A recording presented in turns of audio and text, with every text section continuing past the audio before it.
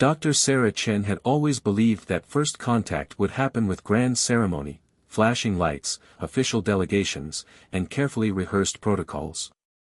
Instead, it began with a cup of spilled coffee in the quiet hours before dawn on Outpost Epsilon 7. The space station's artificial day cycle hadn't yet begun when Sarah made her way through the dimly lit corridors toward her research lab. Her mind was occupied with the latest set of alien language patterns she'd been analyzing, fragments of communication picked up from passing merchant ships that might help humanity better understand their galactic neighbors. The coffee slipped from her grasp when something moved in her peripheral vision, a shimmer of light where there should have been only shadow. The cup clattered to the floor, dark liquid spreading across the metal grating, but Sarah barely noticed. She was transfixed by what stood before her. The being seemed to be made of living crystal and starlight. Its form was vaguely humanoid, but its skin was translucent, with patterns of light flowing beneath the surface like aurora borealis trapped in ice. Two graceful spires of crystal rose from its shoulders, catching and refracting the dim emergency lighting in ways that created halos of color around it. "Please," it said, in perfect English. "I need your help." The voice was feminine, resonating with harmonics that made Sarah's bones hum. Her Xenolinguist training kicked in, and she forced herself to remain calm despite her racing heart. "I'm Dr. Sarah Chen," she said, keeping her voice steady. "You're safe here. How can I help?" "My name is Naira," the crystalline being replied, moving closer with fluid grace. "I am the last of the Luminari, and I am dying." Sarah's mind raced through her knowledge of known species. The Luminari were considered mythical, a race of energy beings who had allegedly helped humanity's first faltering steps into space centuries ago, before vanishing completely. "The Luminari are real," she breathed, unable to hide her wonder. "We were real," Naira corrected gently. "Now, I am all that remains. And without a bond anchor, I will fade within days." Bond anchor? A connection to a being of solid matter, one whose neural patterns are compatible with our crystalline matrix. Naira's form flickered slightly, like a candle in a breeze. "I have searched thousands of worlds, scanned millions of minds. Yours is the first I've found that could sustain me." Sarah took an involuntary step backward. "What exactly are you asking?" "To join with you. Not possession, we would remain separate beings, but linked. Your physical form would anchor my energy matrix, preventing its dissolution." Naira's light dimmed further. "Without this, I will cease to exist, and with me, all knowledge of my people will be lost forever." Before Sarah could respond, alarms began blaring throughout the station. Red emergency lights strobed through the corridors, and the station's AI announced, "Warning. Unauthorized vessel approaching. Energy signatures match known hostile forces. All personnel proceed to secure locations." Naira's form flickered more violently. "They've found me. The Void Hunters, they seek to harvest my essence, to use my people's power for their weapons." She reached out with a crystalline hand that passed through Sarah's arm, leaving a tingling sensation. "I would never force a bond. But please, consider my request. I have little time left." Sarah's security clearance gave her access to the station's external feeds. The approaching ship was massive, bristling with weapons. Its hull was painted with symbols she recognized from intelligence briefings, the mark of technological scavengers who stripped ancient sites and artifacts for military applications. She looked at Naira, whose light was growing steadily dimmer. Everything she'd learned about the Luminari suggested they were peaceful beings who had once helped humanity. If this truly was the last of their kind. "How long?" Sarah asked. "How long do we have to decide?" "The hunters will breach the station in approximately 47 minutes, Naira replied. "My energy will begin critical degradation in just under 2 hours." Sarah took a deep breath. "Then we have 46 minutes to get to my lab, seal it down, and figure out exactly what this bond would mean for both of us." She managed a small smile. I've spent my life studying alien languages and cultures. I'm not going to let the last of a species die without at least trying to understand. As they hurried through the awakening station, Sarah's mind whirled with questions. She had no way to verify Naira's claims, no time for proper protocols or studies. Yet something in her gut told her this was real, perhaps the most real first contact humanity had ever experienced. Behind them, the alarms continued to wail, and ahead lay either the greatest discovery in human history or a terrible mistake. But as Sarah watched Naira's flickering form, she knew she couldn't live with herself if she didn't at least try to help. The hunters were coming, time was running out, and somewhere in Sarah's lab might lie the key to saving the last of an ancient race, if only they could reach it in time. Sarah's lab was a fortress of science, reinforced walls, isolated power systems, and enough scanning equipment to analyze a small star.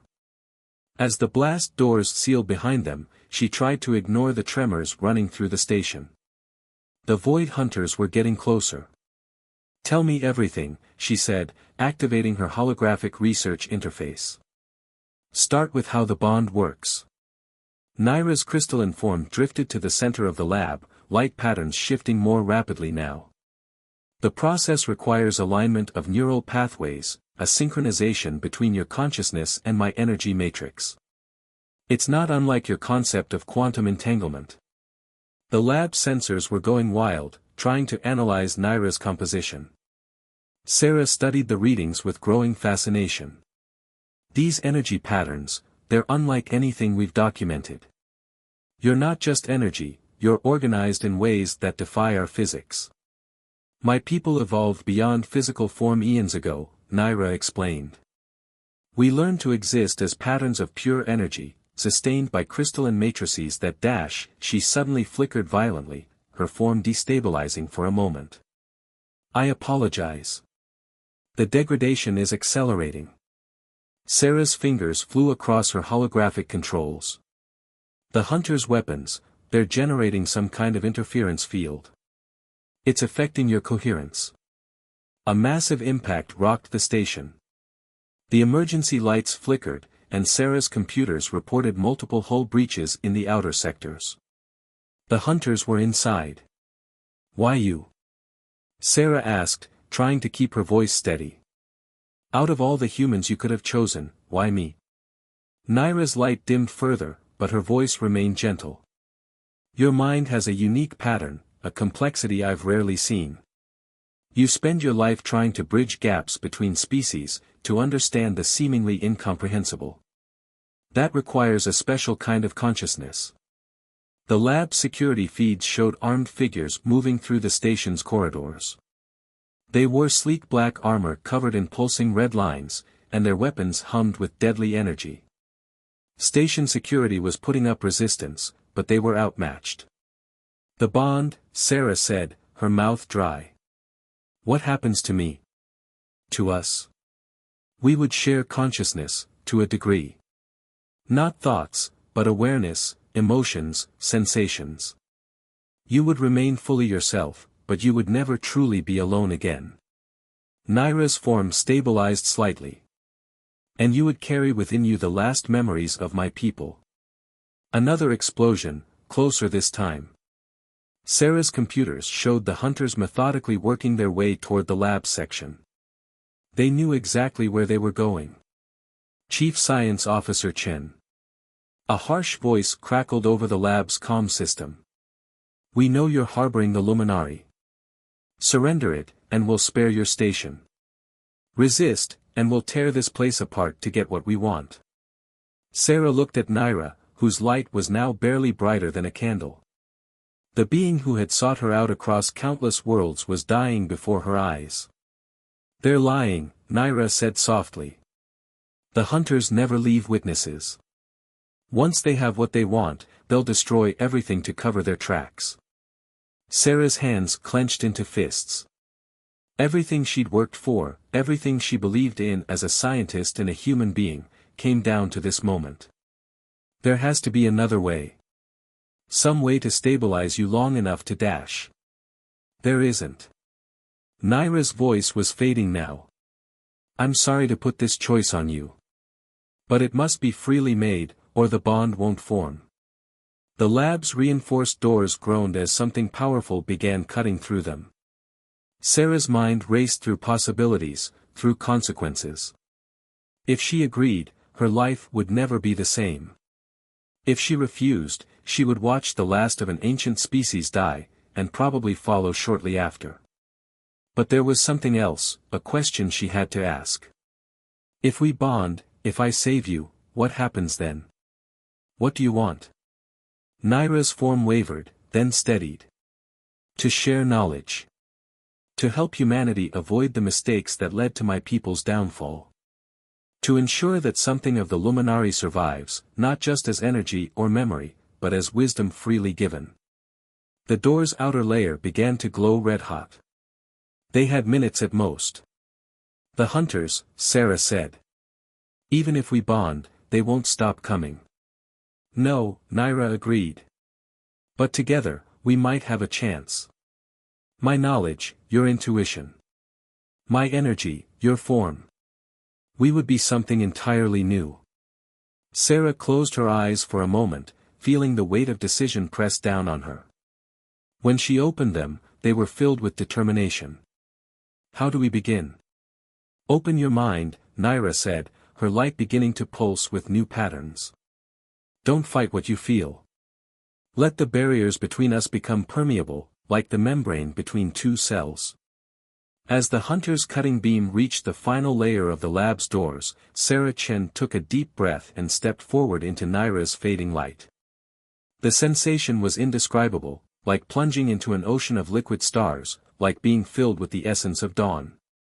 The last thing she heard before consciousness transformed was the sound of the lab doors finally giving way, and the first thing she felt in her new existence was not fear, but a fierce joy that defied description.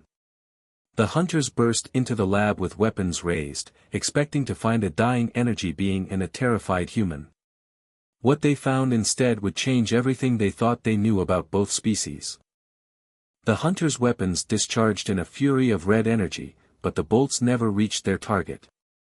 They scattered against a shield of pure light that emanated from where Sarah stood, her body now suffused with a brilliant inner glow. Her eyes shone with the same crystalline luminescence as Naira's form, but she remained unmistakably human. Impossible, the lead hunter growled, his helmet sensors struggling to process what they were seeing. The binding process should have killed you both. Sarah's voice echoed with harmonic undertones when she spoke, a blend of human and Luminari. You understand so little about what you're trying to destroy. She raised a hand, and streams of energy began flowing around her like ribbons of light. Let me show you what you're really fighting. The memories came in a flood, not just Naira's, but the collected history of the Luminari race. Sarah felt millennia of experience cascading through her consciousness, and with it, a devastating truth about humanity's past. Your ancestors, she said to the hunters, who stood transfixed, they weren't just scavengers. They were there at the fall of my people. They helped cause it. Through their shared consciousness, Naira's voice provided context. Show them, Sarah. They need to understand. Sarah gestured, and the lab filled with holographic images pulled directly from Luminari memory. They showed a grand civilization of crystal cities and energy beings, working in harmony with early human colonies. The Luminari had been humanity's first teachers among the stars, helping them understand faster-than-light travel, energy manipulation, and the fundamental forces of the universe. But some humans wanted more, Sarah continued, the images shifting to show conflict, betrayal, warfare. They weren't content with being taught. They wanted to possess our power, to weaponize it. They created the first Void Hunters, cybernetically enhanced soldiers designed to capture and extract Luminari essence. The lead hunter took a step back, his weapon lowering slightly. That's not what our histories say. We were told the Luminari were parasites, trying to possess humanity. A lie, Sarah said firmly, crafted by those who wanted to justify their actions.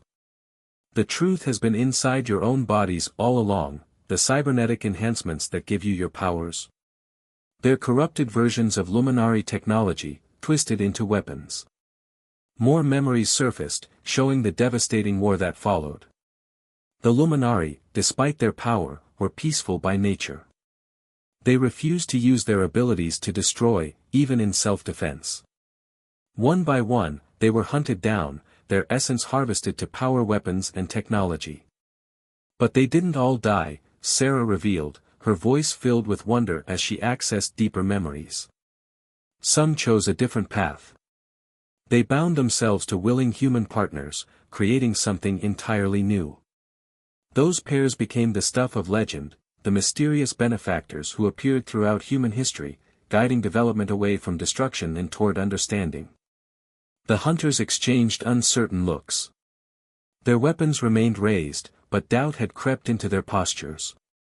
"If what you're saying is true," one of them said, "why reveal it now? Why not stay hidden?"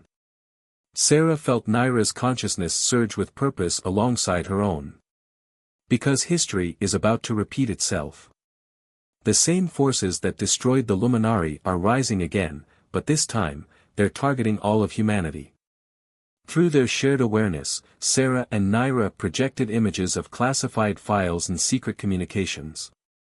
They showed a conspiracy spanning centuries, powerful figures working to monopolize and weaponize all forms of advanced technology, preparing for a takeover that would reshape human civilization. "Your employers," Sarah said to the hunters, "they're not just after Luminari power. They're after total control. And once they have it, they'll have no more use for servants like you than they did for my people." The lead hunter's hands tightened on his weapon, but the doubt in his voice was clear. "Even if you're right, we have our orders. The price for disobedience is death." Sarah stepped forward, light flowing around her like a living aurora. "There's always another choice. The bond between Naira and me proves that. Humanity and Luminari were meant to work together, to learn from each other. Help us expose the truth, and you can be part of building something better than blind obedience and endless conflict." They're wavering, Naira's thoughts whispered in Sarah's mind. "But be careful. Desperate people are unpredictable." The lab fell silent as the hunters processed what they'd seen and heard. Outside, alarms still blared, and distant explosions suggested that battle still raged through other parts of the station. The next few moments would determine not just their fate, but potentially the course of human development.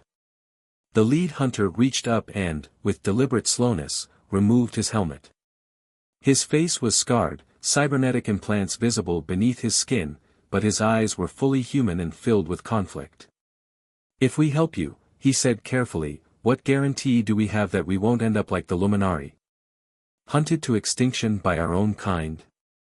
Sarah smiled, and the light around her softened. "No guarantees. Only the chance to be part of something larger than ourselves. Isn't that worth fighting for?"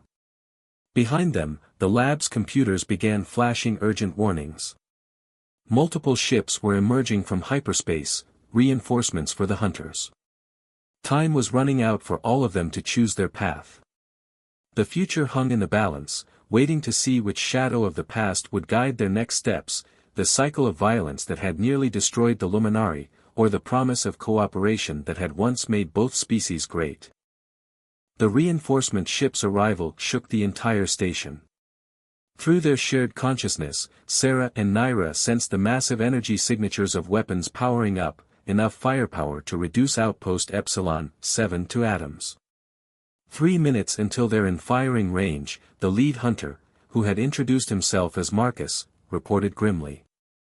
"Standard protocol is to eliminate all evidence of operations, including civilian installations." Sarah felt Naira's alarm ripple through their bond. "The station has over 3,000 people aboard. We can't let them die. We need to evacuate," Sarah announced, her voice carrying both human urgency and Luminari harmony. "Can you get us into the station's emergency systems?" Marcus nodded, his cybernetic implants interfacing with the lab's computers. The other hunters, having chosen to stand with them, took up defensive positions at the door. "Done." But evacuation will take at least 15 minutes, even if everyone moves now. Then we'll have to buy them time. Sarah closed her eyes, accessing the vast repository of luminary knowledge now shared between her and Naira. The station's shield generators, can we modify them? Yes, Naira's thoughts merged with her own, creating a blueprint in their shared mind. But it will require almost all of our combined energy. We may not have enough left to defend ourselves. Sarah's fingers flew across the holographic controls, while streams of luminescent energy flowed from her into the station's systems. Better us than 3,000 innocents. Marcus, trigger the evacuation now. Alarms blared with new urgency as Marcus activated the emergency protocols. All personnel, this is not a drill. Proceed to emergency evacuation pods immediately. This is not a drill. Through the station's security feeds, they watched as corridors filled with rushing crowds. Medical staff helped patients, engineers grabbed crucial data cores, and security teams maintained order. But it wasn't fast enough. Incoming transmission, one of the hunters announced. It's from the lead ship. A harsh voice filled the lab. This is Admiral Voss of the Sentinel Fleet. You harbor a fugitive of critical importance. Surrender the Luminari hybrid immediately, or we will open fire. You have 60 seconds to comply. Sarah felt Naira's recognition and fear. Voss. He led the final assault on my people's homeworld. He's devoted his entire life to hunting down our last traces. He's lying, Marcus added. The Admiral never leaves survivors. The moment you surrender, he'll destroy the station anyway. Sarah's mind raced through options, through probabilities, through the vast archive of luminary knowledge now at her disposal. There had to be a way. There is, Naira's thoughts whispered. But you won't like it. The plan unfolded in their shared consciousness, beautiful, terrible, and absolutely final. No, Sarah said aloud. There has to be another way. There isn't time. Look. The security feeds showed evacuation still in progress, at least 1,000 people still aboard. The enemy ships had moved into attack formation, their weapons glowing with gathered energy. 30 seconds, Marcus warned. Sarah felt tears running down her cheeks, glowing with the same luminescence that filled her body. If we do this, will it be enough to save them? Yes. But the cost. I know the cost. Sarah straightened, determination replacing grief. Marcus, get your team to an escape pod. We'll handle this. The lead hunter hesitated. Whatever you're planning, dash. Go. The harmonics in Sarah's voice made the command impossible to resist. As the hunters rushed from the lab, she turned to the computers one last time. Admiral Voss, she broadcast. You've spent your life trying to understand luminary power. Let me show you what it really means. She plunged her hands into the holographic interface, and pure energy began pouring from her body into the station's systems. The shield generators overloaded, but instead of failing, they transformed. The defensive barrier around Epsilon 7 became something entirely new, a massive crystalline matrix, refracting and amplifying the combined power of human and luminari. 10 seconds to weapons range, the Admiral's voice was tight with anticipation. Sarah felt herself beginning to fade as more and more energy poured out of her. Through their bond, she sensed Naira's essence intertwining more deeply with her own, until it was impossible to tell where one consciousness ended and the other began. Together, they thought as one. One last time. The enemy ships opened fire, their energy weapons lashing out with world-ending force. But when the beam struck the crystalline shield, something miraculous happened. Instead of destruction, there was transformation. The attacking energy was caught, refracted, and reformed into pure light that filled space like a newborn star. In that blinding flash, Sarah felt herself and Naira becoming something else, neither human nor luminari, but a bridge between worlds. Their combined sacrifice powered a change that rippled through reality itself, affecting not just the shield, but the very nature of space around the station. The last thing they heard before consciousness transformed was Admiral Voss's voice, filled with awe and terror. "What have you done?" What they had done was create a miracle, but miracles, as they both knew, always come with a price. As the light began to fade, the question wasn't whether they would survive, but what they would become in the process of saving everyone else. The enemy ships hung motionless in space, their weapons transformed into harmless light. The evacuation pods carried their precious cargo of survivors to safety. And in the darkness of Sarah's lab, something new began to take shape, something that would change the future of both species forever. In the aftermath of the blinding flash, Outpost Epsilon 7 drifted in an ocean of crystalline light. The enemy fleet hung suspended in space, their weapons transformed into prismatic sculptures that caught and reflected starlight. Inside Sarah's lab, where it all began, something extraordinary was taking shape. The merged consciousness of Sarah and Naira existed in a state beyond normal human understanding. They were no longer simply two beings sharing awareness, they had become a bridge between realities, their sacrifice creating something entirely new in the universe. Through the station's remaining sensors, they observed the results of their transformation.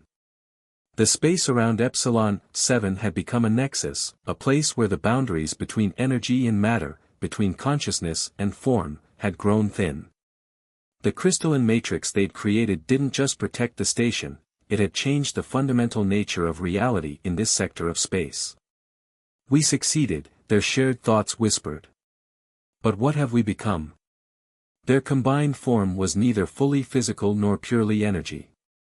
Sarah's human body had become a vessel of living light, while Naira's crystalline essence had gained new substance. They existed in a state of perpetual flux, shifting between states like a quantum particle that refused to collapse into a single form. Marcus and his team were the first to return to the lab, their cybernetic enhancements allowing them to navigate the transformed environment. The lead hunter stopped short at what he saw, his enhanced vision struggling to process the sight before him. "Dr. Chen." "Naira?" he asked uncertainly. Their response came in many voices, a harmony of human speech and crystalline resonance. "We are here. We are, more than we were." Through the station's communications, they heard the reports coming in. The evacuation had been successful, all personnel had reached safety before the transformation.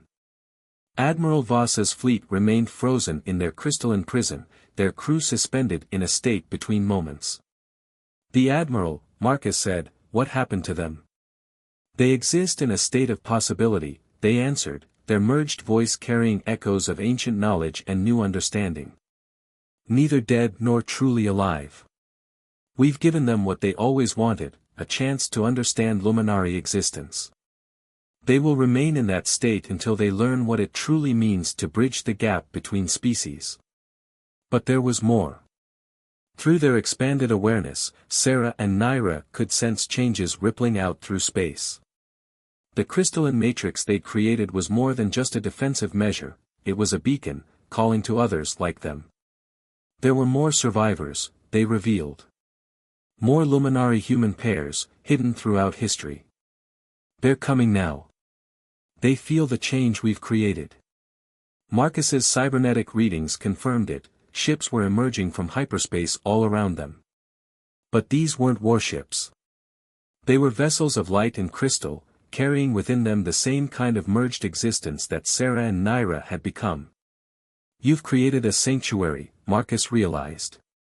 "A place where both species can exist together." "More than that," they responded. "We've created a beginning." Through their transformed senses, they could see the potential futures branching out from this moment. The knowledge they'd preserved, the power they'd transformed, the understanding they'd achieved, it could change everything. Not through violence or conquest, but through willing partnership and shared growth. But there was a choice to be made. The transformation had left them in an unstable state. They could separate, return to their individual forms, Sarah human and Naira energy, but doing so would collapse the matrix, ending the sanctuary they'd created. Or they could complete the transformation, becoming permanently what they now were, anchoring the change they'd brought into reality. It must be a true choice, their shared consciousness agreed. Made with full understanding. They turned their attention to Marcus and his team. The hunters were created to bridge worlds, though your makers never understood the true meaning of that goal.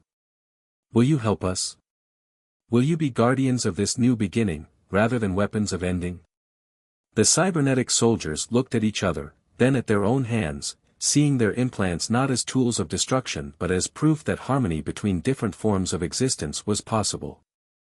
We will, Marcus said firmly. But what about you?